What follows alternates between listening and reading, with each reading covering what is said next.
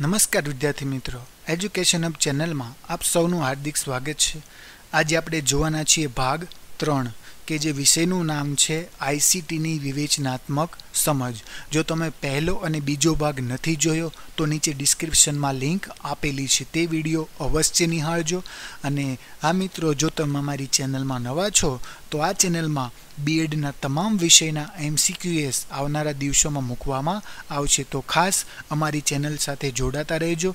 અમારી આ ચેનલને જરૂર સબસ્ક્રાઈબ કરજો અને લાઈક કરજો અને સારી કોમેન્ટ્સ લખજો। અને હા મિત્રો, આ વિડીયોની અંદર જે કાંઈ તમને MCQ બતાવે છે એ ખૂબ અગત્યના MCQ કે જે તમને પરીક્ષામાં પૂછાઈ શકે એવા હોય છે, તો ખાસ વિડીયોને અંત સુધી નિહાળજો અને તમારા મિત્રોને પણ આ વિડીયો શેર કરજો। આજનો આપણો સવાલ છે 56મો। આગળના 1 થી 55 સવાલ પહેલા બીજા ભાગમાં આપણે ડિસ્કસ કરી ચૂક્યા છે। આજનો સવાલ છે કે અમુક વસ્તુઓ, અમુક બનાવો, અમુક ક્રિયા, ગુણો કે વિચારો વિશે વ્યક્તિએ જે કાંઈ મેળવેલું હોય એમાંથી જે વ્યક્તિએ અનુભવ કરેલું છે એમાંથી સમાન તત્વો ભેગા કરી તેના ગુણધર્મો અથવા તે શબ્દોનું વર્ગીકરણ કરવાની જે ક્રિયા છે, આ ક્રિયાને શું કહેવાય? આ ક્રિયાને કહેવાય સંકલ્પના। ખાસ વ્યાખ્યા યાદ રાખજો। અમુક બનાવો હોય, વસ્તુ, ક્રિયા, ગુણ, વિચાર, એ દ્વારા વ્યક્તિએ કાંઈ પોતાના અનુભવમાંથી મેળવેલું હોય અને પોતે કાંઈ રચના કરી ગુણધર્મોની, તો એને કહેવાય સંકલ્પના। ત્યારબાદ છે કે સોફ્ટવેર સીમેપ એ શેના માટે ઉપયોગમાં લેવામાં આવે છે? સોફ્ટવેર સીમેપ એ શેના માટે ઉપયોગ લેવાય? તો કે સંકલ્પના અને માનચિત્ર રચવા માટે। ત્યારબાદ છે કે શિક્ષકના પ્રસારિત વ્યાખ્યાનો, અભ્યાસની અન્ય સામગ્રીઓ ઓનલાઈન ઉપલબ્ધ રહેવાથી વિદ્યાર્થી કોઈ વર્ષ ચૂકી ગયો હોય તો પણ તેને ડાઉનલોડ કરી અનુકૂળ સમયે ધ્યાન કરી શકે। આવા પ્રકારના વર્ગખંડ એ કેવો વર્ગખંડ કહેવાય? તો એ વર્ગખંડનું નામ છે આભાસી વર્ગખંડ। કેવો વર્ગખંડ? આભાસી। ત્યારબાદનો સવાલ છે NIC નું પૂરું નામ આપો। NIC નું પૂરું નામ શું છે? તો કે નેશનલ ઇકોનોમિક્સ સેન્ટર। ત્યારબાદ એવો પ્રશ્ન પૂછાય કે વેબ પેજ કોને કહેવાય? અથવા તો વ્યાખ્યા પૂછાય ને કહેવાય શું આને વેબ પેજ, આને શું કહેવાય? તો વ્યાખ્યા આપણે ખાસ ધ્યાન રાખીએ, ઇન્ટરનેટના માધ્યમથી જોઈ શકાય તેવા વિવિધ દસ્તાવેજોને વેબ પેજ કહેવાય। તમને વ્યાખ્યા પૂછાય ને કહેવાય આને ખાલી જગ્યા કહે છે, તો એને કહેવાય વેબ પેજ। ઇન્ટરનેટના માધ્યમથી તમે જોઈ શકો એવા તમામ પ્રકારના દસ્તાવેજો, જેને વેબ પેજ કહેવાય। ત્યારબાદ પૂછાય કે આઈસીટીને લગતા જે પોડકાસ્ટ હોય એ પ્રસારિત કરનાર વેબસાઇટને શું, કઈ વેબસાઇટ ઉપર પ્રસારિત થાય? તો એ છે ગૂગલ EDUcast। Google EDUcast। ત્યારબાદ પૂછાઈ શકે ડિજિટલ વ્હાઇટ બોર્ડને બીજા કયા નામથી ઓળખવામાં આવે? તો એને કહેવાય interactive white board. Smart board તો બધાને ખ્યાલ છે, પણ એનું બીજું નામ શું છે? Interactive white board. ત્યારબાદનો સવાલ છે કે ટેબ્લેટની સ્ક્રીન જુઓ તો એની ત્રાસમાં લંબાઈ કેટલી હોય છે? તો કે 7 ઇંચ કે તેનાથી વધુ। ઓછામાં ઓછી ટેબ્લેટની જે સ્ક્રીન હોય એને તમે ત્રાસમાં લંબાઈ માપો તો એની લંબાઈ હોય 7 ઇંચ। ત્યારબાદ PDA નું પૂરું નામ શું છે? PDA નું પૂરું નામ છે પર્સનલ ડિજિટલ આસિસ્ટન્ટ। ત્યારબાદ પૂછાય કે ભારત સરકારે ટેબ્લેટ યોજના અમલમાં મૂકી તો એ ટેબ્લેટ યોજનાનું નામ શું હતું? તો એનું નામ હતું આકાશ ટેબ્લેટ યોજના। ત્યારબાદ પૂછાઈ શકે કે આધુનિક ડિજિટલ પોડિયમ એ કેવા પ્રકારનું કોમ્પ્યુટર હોય છે? તો એ કહેવાય ટચ સ્ક્રીન યુક્ત। આજે જે આધુનિક ડિજિટલ પોડિયમ આવે એ કેવું હોય છે? Touch screen. ત્યારબાદ પૂછાઈ શકે ચિત્રો, વિડીયો, ઓડિયો, ડિજિટલ પાઠ્યપુસ્તક, એનિમેશન, કસોટી, મોડ્યુલ, સોફ્ટવેરથી લઈને સંપૂર્ણ કોર્સ દરેક વ્યક્તિને કોઈ પણ પ્રકારના લાયસન્સ કે કોપીરાઇટની ફી ચૂકવ્યા વગર મફતમાં મળે, એટલે કે નિઃશુલ્ક મળે અથવા તો બીજાને આપી શકે તેવા પ્રકારનો શિક્ષણનો સ્ત્રોત એ કયો સ્ત્રોત કહેવાય? કે મફતમાં ડિજિટલ પાઠ્યપુસ્તક, ઓડિયો, વિડીયો, ચિત્ર, સંપૂર્ણ કોર્સ, તો એને કહેવાય મુક્ત શૈક્ષણિક સ્ત્રોત, જેને ઇંગ્લિશમાં કહેવાય ઓપન એજ્યુકેશન રિસોર્સ। શું કહેવાય? Open education resource. ત્યારબાદ પૂછાય DTH નું પૂરું નામ શું છે? Direct to home. ખાસ યાદ રાખજો, DTH નું પૂરું નામ ડાયરેક્ટ ટુ હોમ, અથવા ડાયરેક્ટ ટુ હોમનું શોર્ટ ફોર્મ શું? તો કે DTH. ભારત સરકારે શૈક્ષણિક કાર્યક્રમો પ્રસારિત કરવા માટે વર્ષ 2004માં કયો ઉપગ્રહ અવકાશમાં તરતો મૂક્યો? એનું નામ છે HGU-SAT. ત્યારબાદ ગુજરાત યુનિવર્સિટીની FM ચેનલ એ કયા વર્ષે શરૂ કરવામાં આવી? તો વર્ષ 2012માં. ત્યારબાદ પૂછાઈ શકે કે હાલમાં સ્કાઇપ દ્વારા એક સાથે કેટલા લોકોને જોડી શકાય?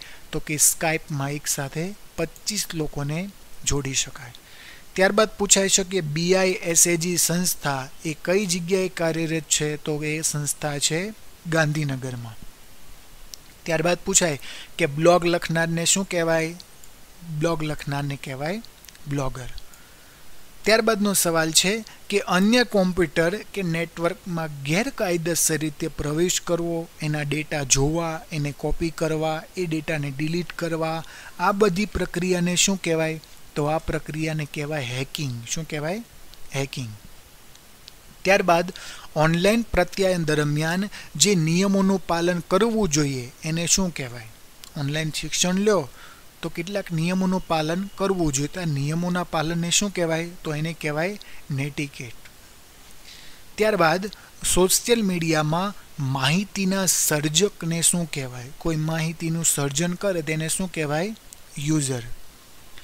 ત્યારબાદ છે ઓનલાઈન પોતાના વિશેનો પરિચય, નામ, ફોટા, શૈક્ષણિક વિગત, પૂરી વિગત, કાર્યનો અનુભવ, પસંદ, નાપસંદ વગેરે બનાવવામાં આવે તેને શું કહેવાય? User profile.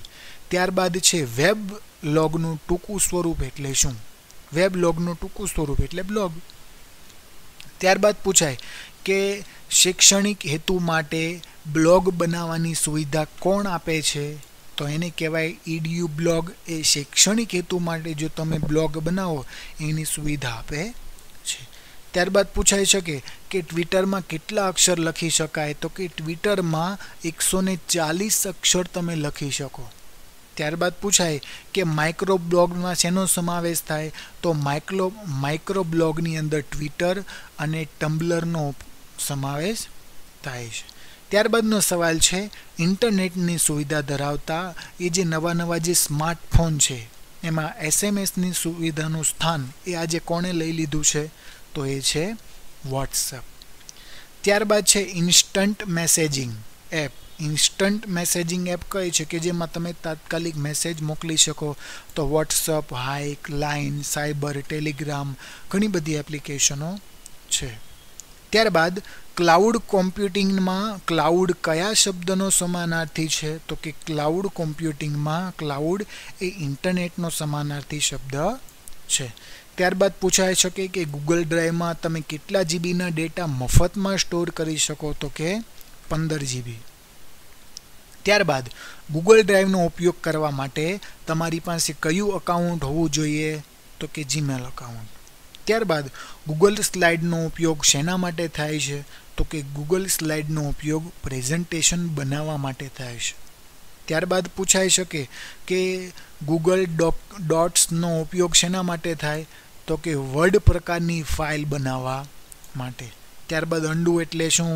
કરેલ કાર્યને અન્ડુ કરવું છે. કોપી એટલે શું? સિલેક્ટ કરેલું લખાણને કોપી કરવું છે. ત્યારબાદ પૂછાય ડ્રોપબોક્સ એ કેવી સર્વિસ છે? તો કે ડ્રોપબોક્સ એ ક્લાઉડ સ્ટોરેજ સર્વિસ છે કે જેની અંદર તમે સ્ટોર કરી શકો. ત્યારબાદ સ્લાઇડ શેરને કોના દ્વારા ખરીદવામાં આવ્યું અને ક્યારે?